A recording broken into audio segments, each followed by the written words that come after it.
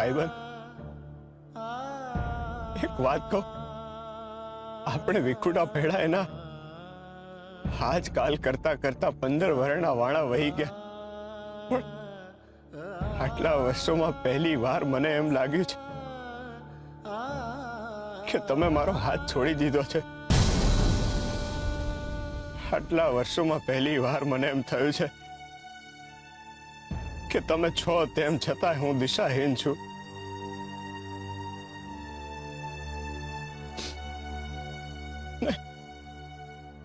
ગોવિંદા ગયા પછી તો જાણે મારા મન અને મનની લાગણીઓ જાણે ભૂસાઈ ગઈ હોય ને એમ લાગે છે.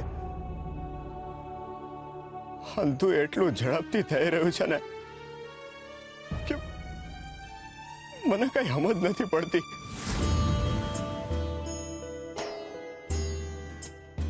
હંતુ ગોળ ગોળ ફરે છે.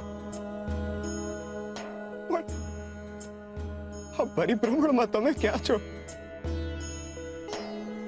મને ખબર છે કે તમે હંતુ જોવો છો ને મને એ ખબર છે કે હંતુ તમારી ઈચ્છા મુજબ થાય છે, પણ તેમ છતાંય મને તમારો પાસ હોવાનો અનુભવ નથી થઈ રહ્યો. ભાઈબંધ, ક્યાં છો તમે? ક્યાં છો?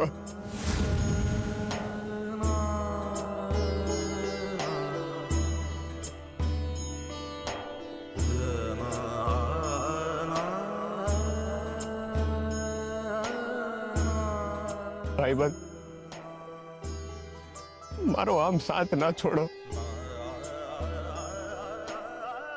મહેરબાની કરીને તમારું વચન તોડી નાખો ને મને મળવા આવો. તમારું અસ્તિત્વ છે એવો અનુભવ કરાવો. ભાઈબંધ, મને તમારી બહુ જરૂર છે, બહુ જરૂર છે. હરે કૃષ્ણ, હરે કૃષ્ણ.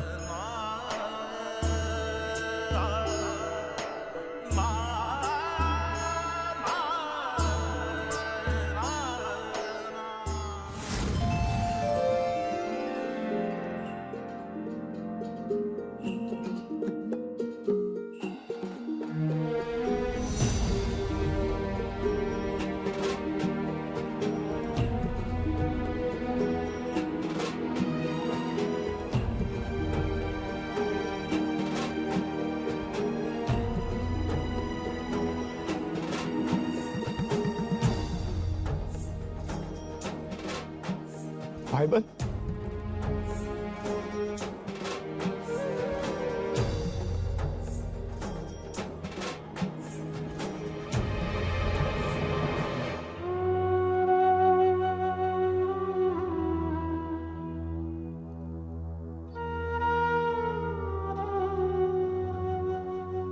હરે કૃષ્ણ,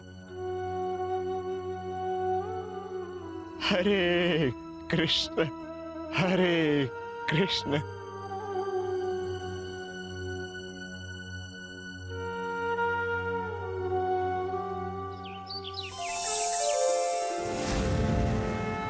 બોલો શ્રી કૃષ્ણ કનૈયા લાલની જય. શ્રી હરિ નમો નારાયણાય. શ્રી હરિ નમો નારાયણાય. શ્રી હરિ નમો નારાયણાય. શ્રી હરિ નમો નારાયણાય.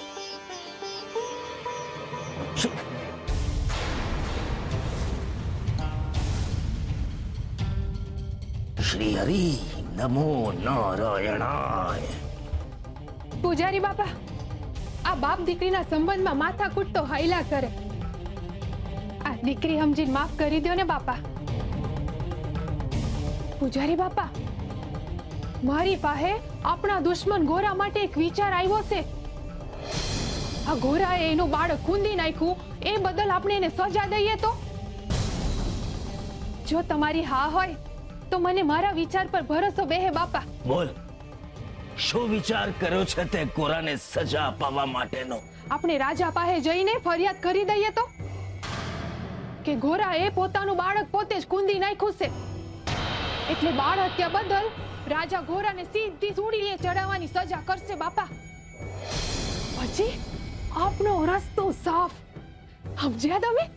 જો તે બધી જ યોજનાઓ વિચારી લીધી છે તો પછી મને શું કામ પૂછવા આવી છે?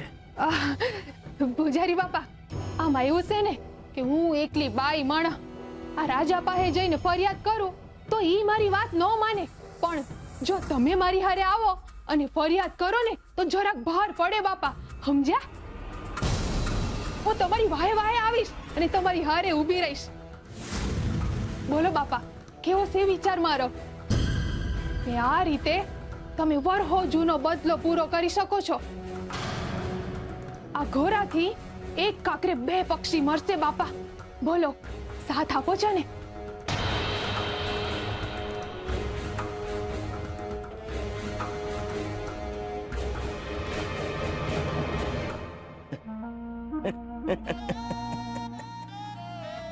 આ ગામવાળા લોકો સાચું જ કહે છે મીઠી, કે તારા જેવી સ્વાર્થી અને તકવાદી બાઈ આખા ગામમાં બીજી કોઈ નથી. જે મોઢે તે મારું અપમાન કર્યું તું એ જ મોઢે આજે સંબંધ સુધારવાની વાત કરી રહી છે તું. જ્યારે તે મારા ચારિત્ર પર કાદવ ઉછાળ્યો ત્યારે આપણા બાપ દીકરીના સંબંધો ક્યાં ગયા હતા? મીઠી, તું એટલી હદે સ્વાર્થી છો કે તારા સ્વાર્થ ખાતર તું મને પણ ફાંસીની સજા અપાવી શકે એમ છે. બસ બસ પૂજારી બાપા, તમારે સાથ ન આપવો હોય તો કાઈ નહીં, પણ આવું અપમાન કરવાની કઈ જરૂર નથી. તમારે હારે ના આવવું હોય તો કાઈ નહીં, હું જાતે જઈશ મહારાજને ફરિયાદ કરવા.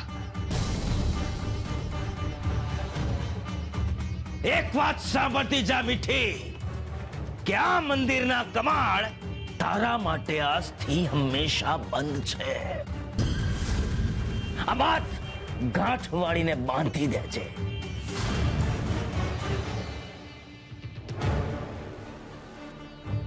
શ્રી હરિ નમો નારાયણાય.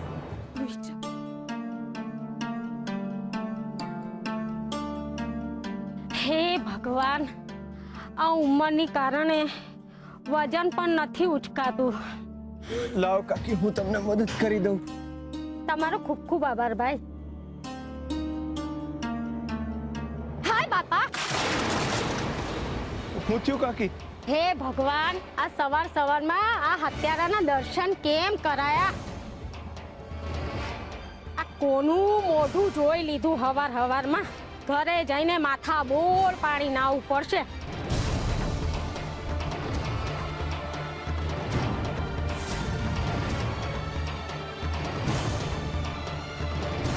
લાવ કાકી, હું તમને લાકડા ઉચકવામાં મદદ કરું. ના ભાઈ ના, લાકડા ઉપાડવામાં તારા જેવા હત્યારાની જો મદદ લઉં તો મારા ઘરનો ચૂલો અભડાય. પડી રહેવા દે લાકડા.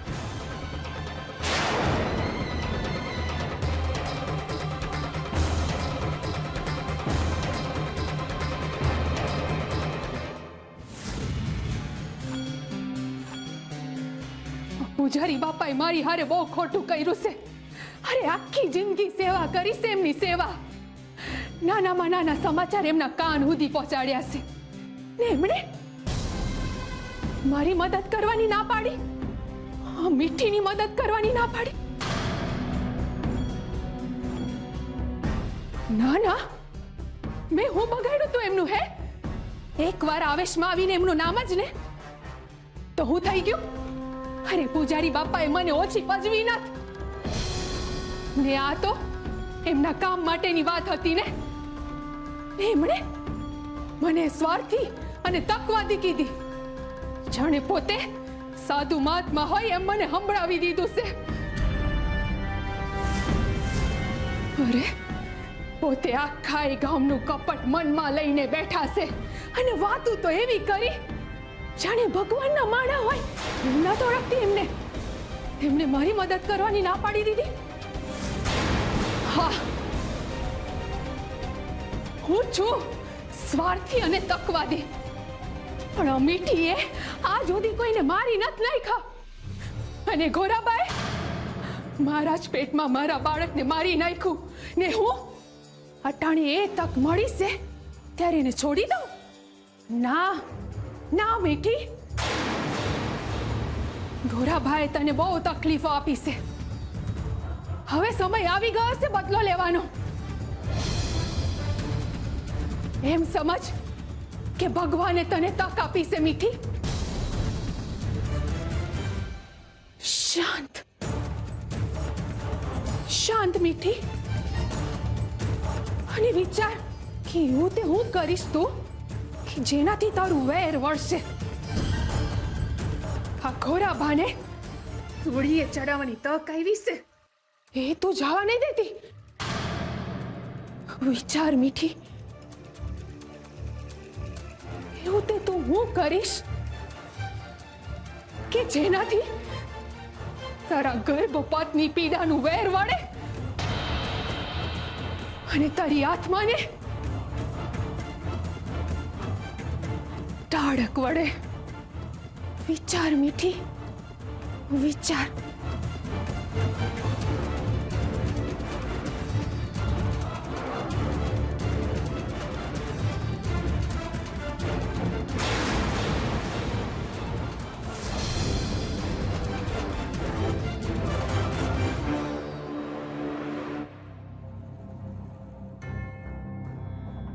આ તો હાવ ઠંડો છે.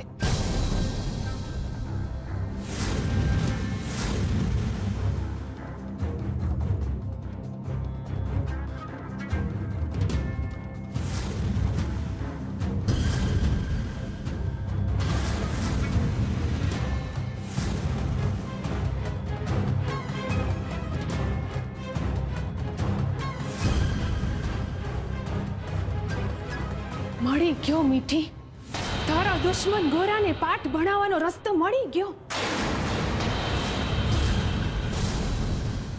માટલું લઈ લ્યો, માટલું. ઠંડા પાણી હાટું માટલું લઈ લ્યો, માટલું લઈ લ્યો, માટલું. અરે ગોરા કુબારની હાટડી ક્યાં છે? કા ભાવ હું થયું? તારે શું લેવા દેવા? સીધે સીધું કહી દે, કઈ છે ગોરાની હાટડી? અરે પણ ગોરાને આવતા થોડો સમય થશે હો. અરે થોડા દી હું અમે તો ઈચ્છે છે એ ખૂની કદી ના આવો જોઈએ. અને અહીંયા જ નહીં, ઈ પાપી આ ગામમાં જ ના આવો જોઈએ. એ નરાદમે ઈના હગા દીકરાને મારી નાખ્યો તો બીજા કોનો થવાનો? ભાઈ એવું નથી, એ તો એની ધૂનમાં હતો એટલે. ધૂન એવી ન હોય કે પોતાના જ જણાને ભરકી જાય. માણસ અને માટીમાં ભેદ ન પારખી શકે એને જીવવાનો કોઈ જ અધિકાર નથી. બા વાતો કરીને વખત ના બગાડો. હાલો આપણે જી કામે આવ્યા છે ને એ કામ પતાવીએ. અરે ભા મારી વાત સાંભળો. ભા હું કરો છો? ભા મારી વાત સાંભળો. ભા ભા હું કરો છો? તું દૂર જા ને. અરે ભાઈને બહુ મહેનતથી મટલે બનાવ્યો છે. ભા હું ના કરો. ભા મારી વાત સાંભળો. એને બહુ ઈ ખૂની છે અને ખૂનીના કામમાં મહેનત ના હોય, પાપ હોય, પાપ. પાપની કમાણી નથી ભા.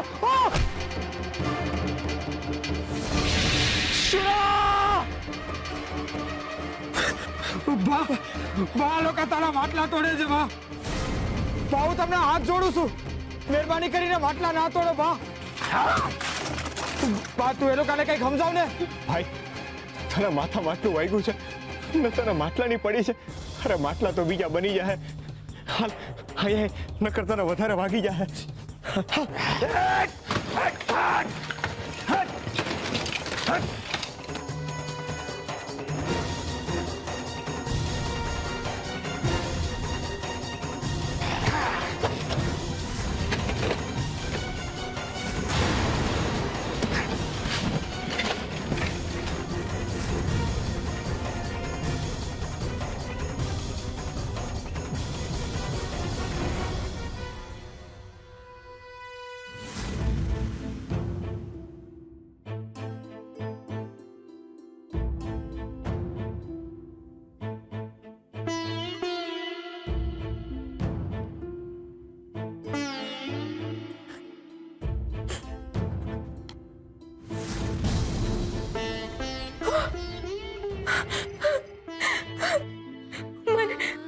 મને માફ કરી દે મારા દીકરા, મારા ગોવિંદ, મારા લાલ.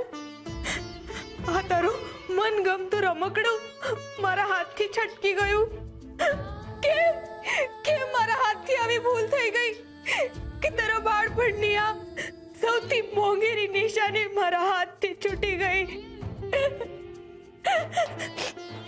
કેમ મારા હાથ એને સાચવી ન શક્યા? પણ કોઈ વાંધો નહીં, હું એને ફરીથી જોડી દઈશ. હું એને ફરીથી પહેલા જેવો જોડીને.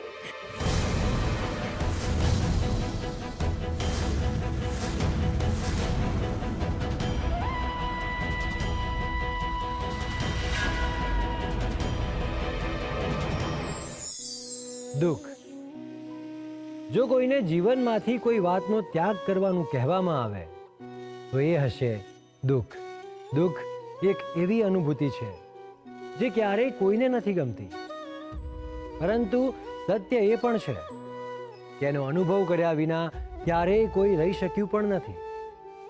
દરેક મનુષ્યના જીવનમાં એવા અવસર આવે જ છે જેમાં એ દુઃખી થાય છે, અને જ્યારે દુઃખનું માપ વધે છે ત્યારે આંખોમાંથી અશ્રુની ધારા વહી જાય છે, અને એ આંસુ અને ધ્રુસકાના આધારે મનુષ્યના હૃદયની પીડા બહારના લોકો નક્કી કરતા હોય છે. પરંતુ ઘણીવાર દુઃખ એ હદનું હોય છે કે આંખો પણ જવાબ નથી આપી શકતી, આંસુ પણ સુકાઈ જાય છે, હૃદય પણ થંભી જાય છે, અને આવા સમયે મનુષ્યના ચહેરા પરથી કોઈ પણ ભાવને પારખી નથી શકાતો. એનું હૃદય અંદરથી વલોવાઈ જાય છે. જીવતર આખાઈની પીડા એક સાથે મનમાં આવી જાય છે. આવું દુઃખ એટલું અસીમ અને અમાપ હોય છે કે એને અનુભવનાર સિવાય બીજું કોઈ એને કલ્પી પણ નથી શકતું.